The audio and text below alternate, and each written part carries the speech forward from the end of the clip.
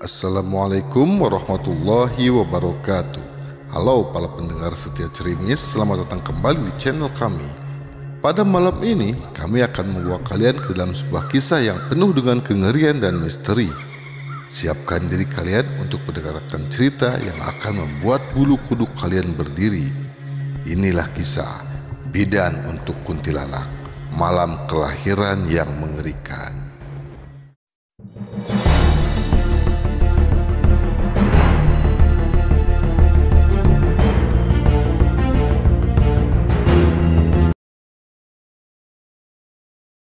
Suasana malam itu gelap gulita, hanya sinar bulan yang menerobos celah-celah pohon tinggi di luar rumah bidan Nurul. Nurul adalah seorang bidan muda yang baru memulai karirnya. Dia sedang duduk di ruang kerjanya yang terletak di ujung desa, dekat perbatasan dengan desa tetangga. Rumahnya berada di ujung jalan setapak. Pada malam itu, tiba-tiba ponselnya berdering. Di layar tertera nama Dewi, salah satu warga yang sangat membutuhkan bantuan. Dewi bercerita bahwa ada seorang perempuan yang akan melahirkan di rumahnya, namun kondisinya sangat buruk. Nurul merasa ragu, namun Dewi memohon dengan sangat, menyebutkan bahwa bayi yang dikandung perempuan itu sangat lemah dan membutuhkan pertolongan segera. Dengan langkah yang hati-hati, Nurul mengemudikan mobilnya menuju rumah Dewi yang terletak di desa tetangga di tepi hutan. Jalan yang dilaluinya sangat buruk, penuh lubang dan berlumpur karena memang hujan baru saja reda. Kondisi jalan yang terjal membuat mobil hanya bisa melaju pelan. Hutan yang mengelilingi jalan setapak tampak gelap, seolah menelan setiap jejak langkah yang ia tinggalkan. Sekitar pukul 10 malam, Nurul tiba di rumah Dewi. Rumah tersebut tampak sederhana, namun gelap dan sunyi. Dua lampu minyak kuning yang terpasang di sudut rumah berpendar lemah, menerangi ruang dalam cahaya yang redup, seolah-olah mencoba melawan kegelapan yang semakin merayap.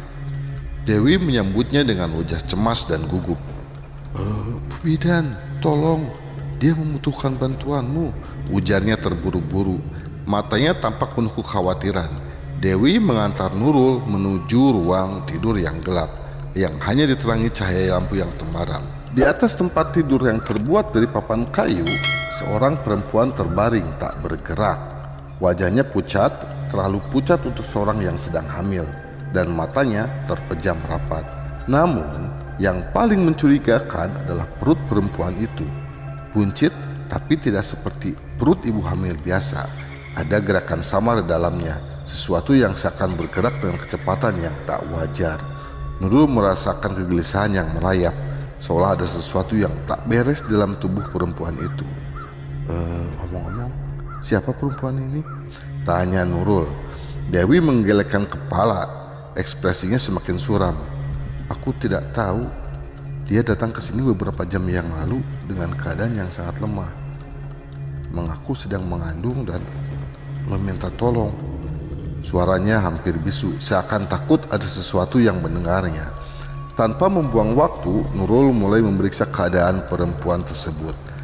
Tangan terampilnya menyentuh perut perempuan itu, namun ia segera tertegun.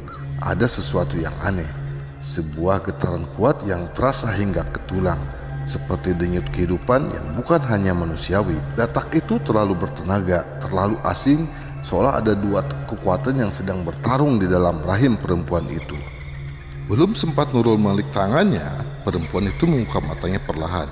Sepasang mata kosong, hitam pekat tanpa cahaya, menatap Nurul dengan intensitas yang menusuk. Kemudian suara itu terdengar, lirih namun menggema, seperti bisikan ribuan lidah dari kegelapan yang tak terjangkau. Oh, Bu Bidan.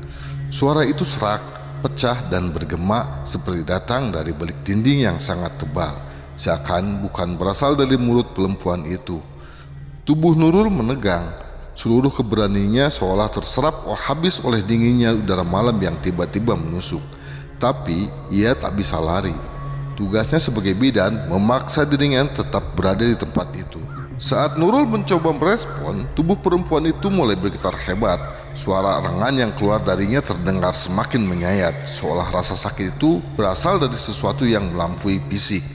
Dalam sekejap, cairan ketuban mengalir deras di lantai, bercampur dengan bau amis yang terlalu menyengat, membuat Nurul hampir muntah. Namun, yang paling menyeramkan adalah perubahan di sekeliling mereka. Suara angin aneh mulai terdengar, melolong, menabrak dinding seperti sedang mencari celah masuk. Di luar, langkah kaki berat terdengar mendekat, diselingi geraman pelan, mengelilingi rumah itu seperti binatang buas yang mengintai mangsanya. Jeritan tiba-tiba perempuan itu membuat Nurul tersentak. Suara itu menggema dengan nada yang tidak wajar, begitu keras hingga kaca jendela bergetar. Cahaya lampu redup bergoyang, hampir padam. Nurul mundur beberapa langkah, tangannya gemetar. Di tengah jeritan itu, perempuan itu menoleh ke arah Nurul dengan wajah yang kini tidak sepenuhnya manusia. Matanya berkilau merah, rahangnya bergerak seperti akan terlepas, dan dari mulutnya keluar desisan seperti suara ular. Perubahan pada perempuan itu begitu cepat dan tidak masuk akal. Kulitnya yang semula pucat kini berubah menjadi merah kebiruan, seperti memar yang merayap di seluruh tubuhnya. Suatu bau busuk menyeruak seperti bau daging busuk yang terpanggang. Matanya yang sebelumnya tertutup kini terbuka lebar, tetapi bukan mata manusia yang terlihat.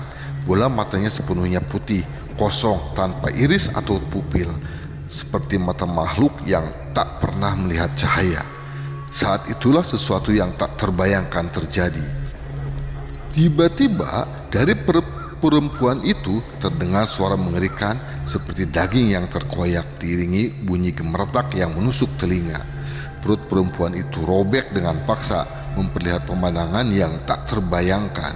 Dari robekan tersebut, sebuah tangan hitam dan kasar seperti terbuat dari jelaga atau daging yang terbakar muncul perlahan dari dalam perut perempuan itu. Jari-jarinya panjang dan tajam, kukunya seperti belati, dan dilanjutkan dengan munculnya sesosok makhluk kecil dengan tubuh kurus dan kulit abu-abu yang tampak basah seperti baru keluar dari lumpur. Mata merahnya bersinar tajam dalam gelap, seolah menatap langsung ke dalam jiwa Nurul. Makhluk itu bergerak keluar dengan cara yang memuakan, merangkak perlahan sambil mengeluarkan suara seperti dengkuran berat yang menyerupai hembusan napas makhluk buas, bukan tangisan bayi seperti yang diharapkan. Sementara itu, tubuh perempuan itu tiba-tiba melayang. Kepalanya terkulai ke belakang dengan sudut yang mustahil. Dari mulutnya keluar suara gemeretak seperti tulang yang patah, diikuti oleh suara tawa kecil yang serak dan menyeramkan. Nurul terpaku di tempatnya, tubuhnya kaku karena ngeri. Jantungnya berdetak begitu keras hingga terasa menyakitkan, sementara matanya enggan berpaling dari pemandangan yang semakin menyeramkan di hadapannya. Dia mundur selangkah demi selangkah, tapi kakinya terasa seperti lumpuh. Perubahan pada perempuan itu pun semakin menjadi-jadi. Wajahnya mulai mengkerut seperti apel yang membusuk dalam hitungan detik. Kulitnya menghitam dengan urat-urat menonjol di setiap sudut wajahnya. Tiba-tiba mulutnya terbelah hingga ke pipi, memperlihatkan deretan gigi tajam yang menonjol seperti pecahan kaca. Suara desisan seperti ular keluar dari tenggorokannya, mengiringi makhluk kecil itu yang kini sepenuhnya keluar dari tubuhnya. Dengan gerakan yang begitu cepat, perempuan itu mendadak bangun dan memeluk makhluk kecil itu, mencengkeramnya dengan kuat seperti seorang ibu yang melindungi anaknya. Matanya memandang tajam ke arah Nurul, lalu menyeringai mengerikan. Seketika, tubuh perempuan itu melayang ke udara, menembus langit-langit rumah dengan suara tawa melengking yang memakan telinga. Suara itu bukan hanya memenuhi ruangan, tapi juga menggema, seolah berasal dari dimensi lain, meninggalkan Nurul yang masih terpaku di tengah kengerian yang tak terlukiskan. Nurul terpaku di tempat, tubuhnya gemetar hebat dengan kengerian yang baru disaksikannya. Dalam keputusasaan, ia berteriak keras hingga suaranya serak, lalu pingsan di lantai yang dingin dan lembab. Ketika Nurul membuka matanya, aroma tajam dan menusuk seperti bau dupa bercampur dengan tanah basah menyerbu hidungnya. Ia mendapati dirinya terbaring di atas sebuah ranjang kayu tua tanpa alas. Di sekelilingnya, cahaya redup dari lampu minyak menerangi ruangan yang sederhana. Di depannya, seorang ustadz sedang duduk bersila melantunkan doa-doa yang dengan khusyuk. Dewi, pemilik rumah, duduk di sampingnya dengan raut wajah yang cemas. "Bu bidan, bagaimana keadaanmu?" tanya ustadz itu dengan lembut. Suaranya menenangkan, wajahnya penuh perhatian seolah tak ingin menguncang Nurul yang masih tampak kebingungan dan terguncang. Nurul hanya mengangguk lemah, mencoba memahami apa yang sedang terjadi. Tubuhnya terasa lemas dan pikirannya masih penuh dengan gambaran peristiwa yang baru saja dialaminya. Setelah memastikan Nurul cukup tenang, ustadz itu meminta beberapa warga yang hadir juga untuk mengantarkan Nurul pulang. Dengan langkah yang goyah, Nurul dibimbing keluar dari rumah Dewi dan menaiki mobilnya dan pulang kembali ke rumahnya. Sementara doa-doa pelindung terus dibacakan untuk menjaga keselamatannya sepanjang perjalanan. Keesokan harinya, Dewi datang menemui Nurul di rumahnya. Dengan hati-hati, Dewi menyampaikan bahwa rumahnya dan Nurul harus segera diadakan selamatan. Sebuah tradisi yang melibatkan doa bersama untuk memohon ketenangan dan perlindungan.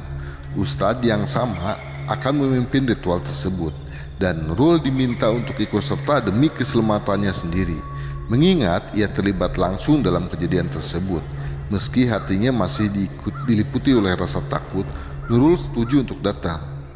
Di rumah Dewi, ritual itu pun berlangsung dengan khidmat. Warga berkumpul, berdoa bersama dan mengikuti semua arahan dari ustadz, termasuk pemberian sesaji sederhana sebagai simbol perdamaian dengan alam gaib.